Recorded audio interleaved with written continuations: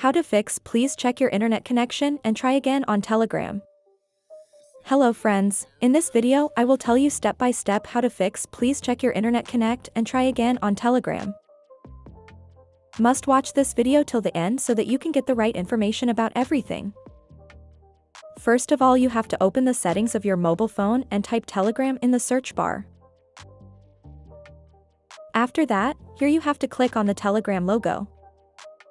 After doing all this, some options will appear in front of you. Here you have to click on storage and cache. After that, you have to click on clear cache in the right bottom.